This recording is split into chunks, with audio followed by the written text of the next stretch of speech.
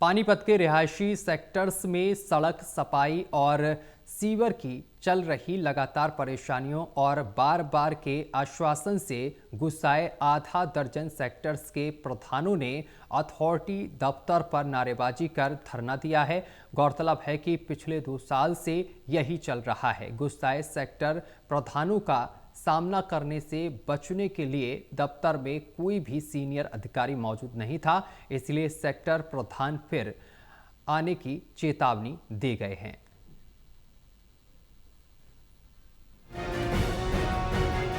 ऐसा नहीं है कि पानीपत नगर निगम ही सड़कों की सफाई, नालों की सफाई और भ्रष्टाचार के आरोपों से अक्सर घिरा रहता है।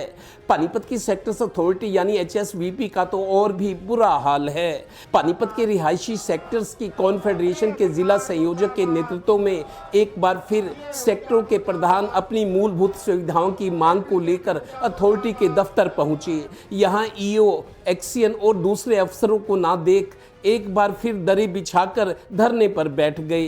पहले इन्होंने अपनी भड़ास यूं निकाली।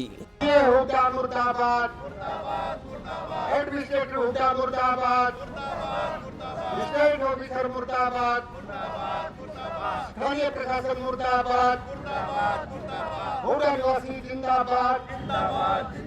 गौरतलब है कि GT रोड से लगते HSVP के कई सेक्टर्स में सालों से सड़कों की हालत, सीवर और सफाई की पर्याप्त व्यवस्था न होने पर उन्होंने रोष जताया।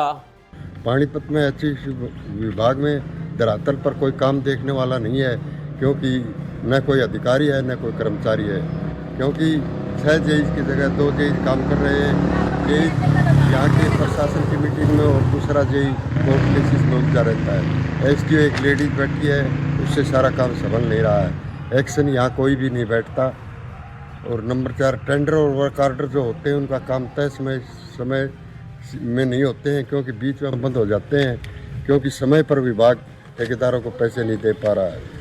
दरअसल ये सेक्टर्स प्रधान आश्वासन पाकर चले जाते हैं, महीने 2 महीने बाद फिर नारेबाजी करने आते हैं। वही प्रदर्शन, वही धरना शुरू। अथॉरिटी के अफसर हैं, कभी इन्हें टरका देते हैं तो जब ये आते हैं अफसर नदारद मिलते हैं। पिछले 2-2.5 साल से यही चल रहा है। क्या आप मान सकते हैं कि प्राइवेट सेक्टर में ये सब हो सकता है? इसीलिए तो प्राइवेट सेक्टर आगे बढ़ रहा है और अक्सर यही कहा जाता है, सरकारी काम होते होते हैं। Total news, Panipat bureau.